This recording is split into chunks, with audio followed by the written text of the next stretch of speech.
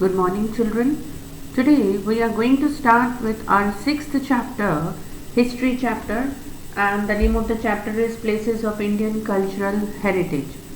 Now, all about heritage we were starting from first chapter. Okay, and in third chapter we have started somewhere in short about some of the places of cultural heritage. Now, in this chapter also we will study about the different monuments or palaces and forts that were built by our kings and emperors, and that India has achieved its name and fame because of all these, we can say, a part of cultural heritage. Now, see, Indian monuments are popular worldwide for its beauty. If you have seen any of the monuments, or if you have not seen, go and see such monuments, isn't it? There are a number of monuments in India now which have gained name. India has gained name because of such monuments. Human imagination and thoughts. It reflects the human imagination and thoughts, isn't it? कहाँ कहाँ तक हमारी सोच जा सकती थी उस time पे भी, and how the kings have made such monuments. You know, some of the monuments are still, we can say, कि पता ही नहीं चलता था कि ऐसे कैसे बनाए गए हैं ये monuments, isn't it? So such a wide imagination about our kings. Kings and emperors expressed their ideas in bricks, marble, stones and mortars. Isn't it? उस टाइम पे kings and emperors के दिमाग में क्या था? What were their ideas that were reflected in these monuments? Lot of history and the culture in the bygone age, isn't it? जो उस time पे इतना सब बनाया गया, that reflects our history. हमारा हिस्ट्री और कल्चर बताता है, isn't it, उस टाइम का. तो if we study about all such monuments, we will know about our culture, we will know about our traditions. Monuments are centuries old and have been examples of philosophies in the world. Such type of monuments are being built in India that create an example in the worldwide. पूरे worldwide में एक example बन गए हैं कि ऐसे ऐसे monuments भी बन सकते थे उस टाइम से. And still it's a misery, or sorry, it's a, you know, we can say कि ऐसा कैसे बनाया गया था. ये सब सोच सोच के आज भी बहुत सारे साइंटिस्ट लोगों को या जो आर्किटेक्चरल लोग हैं उनको अब भी नहीं पता चलता है कि ऐसे कैसे हुआ था उस टाइम पे. You can see some of the pictures of Indian monuments. These are only few. There are thousands of monuments in India, okay, that were built centuries ago.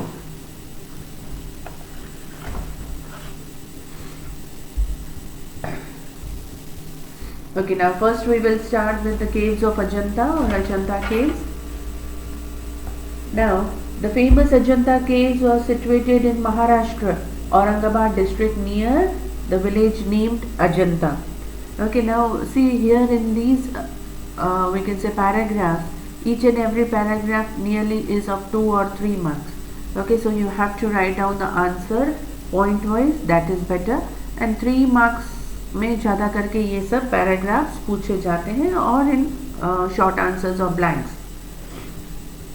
Now Ajanta, this famous artwork of sculpture and wall painting are rediscovered by Captain John Smith in 1819. Okay, all these were discovered by whom? John Smith. Its 29 caves are divided into two: caves based on wall paintings and caves based on sculpture. In all there are 29 caves, and some of the caves are inside the caves there are wall paintings, and in some of the caves there are sculptures. Now the cave number 1, 2, 10, 16 and 17 have beautiful wall paintings on the themes in the Buddhist religion. You can see over here the picture of a wall painting in Ajanta caves, isn't it? And most of the paintings relate to Buddhist religion. The cave number 9, 10, 19, 26 and 29 are chaityas and the rest are viharas.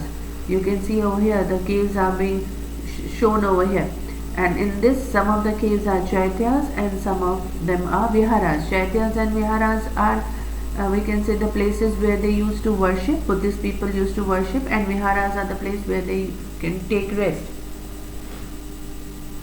Ajanta caves are the excellent specimen of earliest Buddhist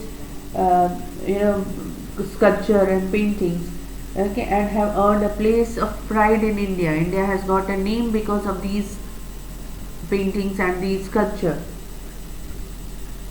These artworks are famous all over the world and are listed in World Heritage Site. Now next we move to Ellora Caves. You can see here some of the pictures of Ellora Caves over here. Now Ellora Caves are in Aurangabad district in Maharashtra. These caves were sculpted between 600 to 1000 AD. Okay. Now there are 12 Buddhist caves and 5 Jain caves over here. Okay, so total 17 Hindu caves are sculpted during the reign of Rashtrakuta dynasty. Means during the time period of Rashtrakuta dynasty, it has been assumed that these caves must have been found out. Kailash temple situated in cave number 16 was sculpted from a single rock. A full temple is being carved out of one single rock. You can see over here, Kailash temple, I have shown you the figures. Kailash temple situated in cave number 16 was sculpted from a single rock. It is 50 meters long, 33 meters wide and 30 meters high. Now these Ellora caves represent confluence of religion and art, sculpture, technology, सब देखने को मिलता है इस Ellora caves में. It's still a mystery कि how such huge caves have been been carved out, and some of the temples being carved out from one single rock. So at that time what technology must have been used to carve such huge rocks, such hard rocks को कैसे carve किया होगा उस time पे. Now the third one is the Elephanta caves. Now these caves are built on an island in the Arabian Sea and are situated at a distance of 12 kilometers from Mumbai. Okay, you have to go 12 kilometers inside. Boat के through जाना पड़ता है in the Arabian Sea to see such caves. The Portuguese named this structure as Elephanta caves as there is a huge monument of an elephant. However, the local fishermen have given the name it as Dharapuri. Okay, the Portuguese ने तो उनका नाम एलिफेंटा दिया था क्योंकि caves के बाहर एक एलिफेंट का फिगर दिखाई देता है. But people over there called it as Dharapuri. Now the famous Trimurti sculpture is in cave number 1. See here the figure of Trimurti. Okay, this type of statue is being seen over there in cave number 1. The UNESCO designated Elephanta Caves as a World Heritage Site in 1987. It was declared as World Heritage Site.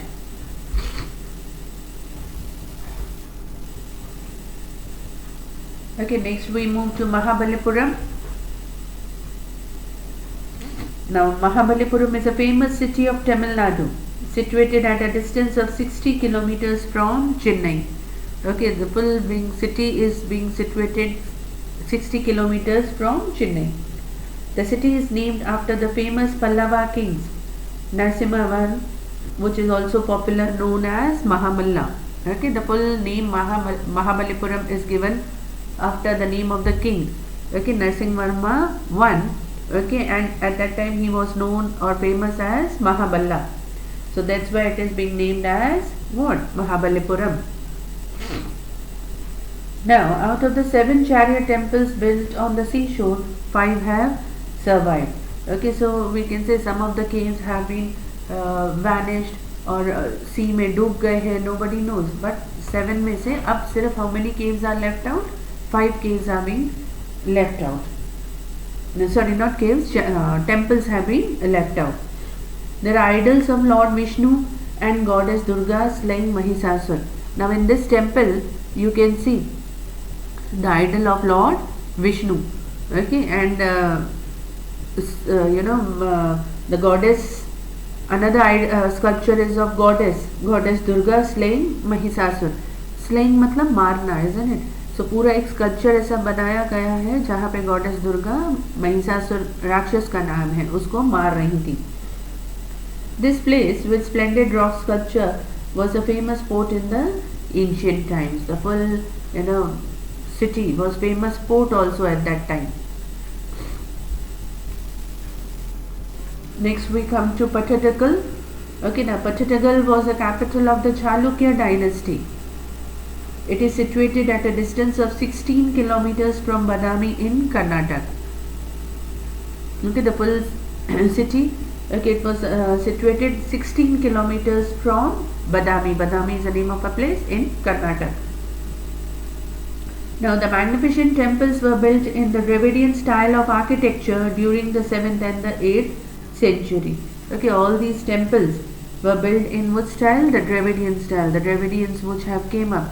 Okay, they had built such type of structures or temples over here. Now, Virupaksha temple is the biggest temple in Patadakal. Okay, one of the temples is Virupaksha temple and it is considered as the biggest temple over there in Patadakal. Now, the next are the temples of Khajuraho. Khajuraho temples, you can see such beautiful temples in Khajuraho. The Khajuraho temples are situated at village Khajuraho in Chhatarpur district in Madhya Pradesh. The work of about 80 temples was commissioned between 905 to 1050 by the rulers of Chandela Rajput. So these temples were carved during the time period of Chandela Rajput dynasty. Now of these 80 temples made from granite stone. पूरे 80 temples हैं जिसमें उस time पे granite stone use किया गया था. Out of these 80 temples, 25 are survived. अब हमको कितने temples दिख रहे हैं? Only 25.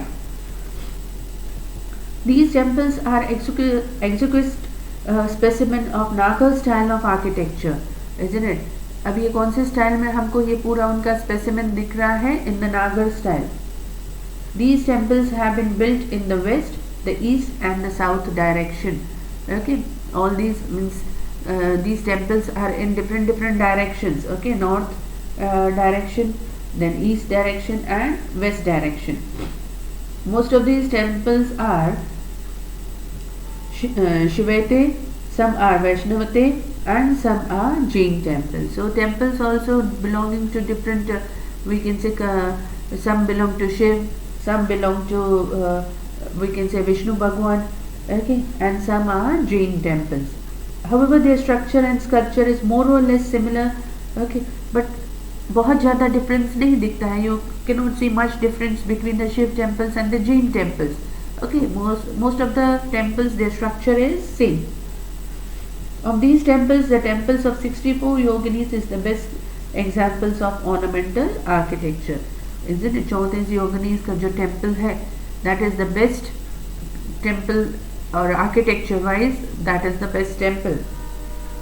The art of sculpture and the art of Vastu of Khajuraho temples leaves, उधर जाके हम people when they visit these temples, art देख के या sculpture देख के they are astonished कि ऐसा सब art उस ज़माने में लोगों ने कैसे बनाया था. You can see the figures over here. These figures have been carved out in a rock.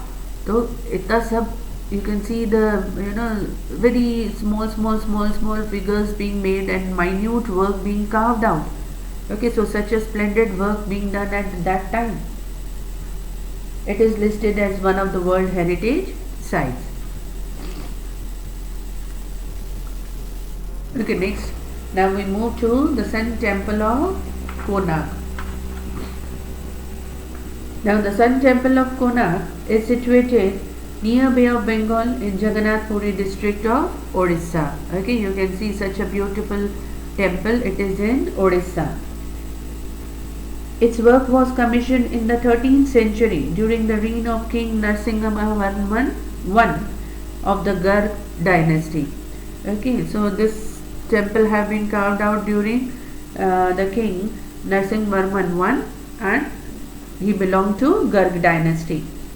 This magnificent piece of artwork was built in black stone and hence it was described as Black Pagoda. Okay, you can see over here it is blackish in color. So all the black stones were used and it is known as what? Black Pagoda.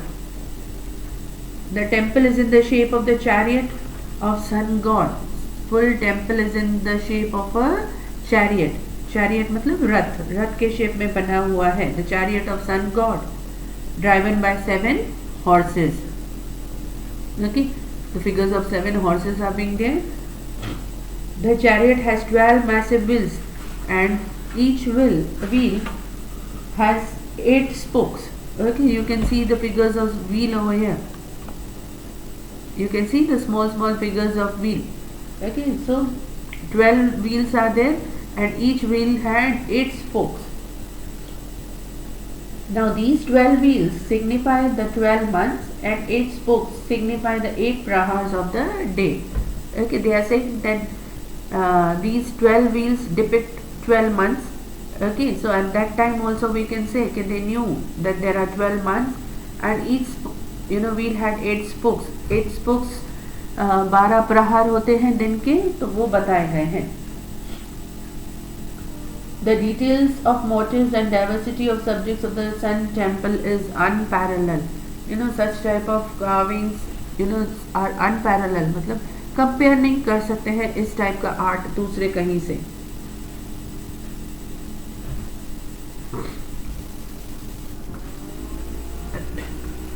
Now Brihadeshwar temple. This magnificent Brihadeshwar temple is situated in Tanjore in Tamil Nadu. Okay, it is situated in Tamil Nadu. The Chola king Rajaraja I had built this temple between 1003 and 1010 AD. Hence it is also known as Rajarajeshwar temple. Okay, so we can say that this name also has been given because of what? Rajaraja, उसके नाम से इस temple का नाम रखा गया है Rajarajeshwara temple also. This temple is the finest specimen of the Dravidian architecture. Again this is, यहाँ पे हमको ड्रेविडियन आर्किटेक्चर दिखता है. Means may be the Dravidian people have constructed or they were the workman over there. This temple is dedicated to Lord Shiva. The dimensions are massive with a length of 500 feet. You can see such a big length. Width of 250 feet. And the height at which the shikhar is situated is 200 feet from the ground level. You can see just 200 feet high temple they have constructed. तो इतना बड़े size का temple construct करना उस ज़माने में. It is one of the tallest temples in the world and one of the great temples in South India. Okay, this temple is considered as one of the tallest temple in the world. You can see the tallest temple in India is in Tamil Nadu. Okay, now in this video I have shown you nearly 8 type of monuments and whatever are the details being given. You have to learn these details.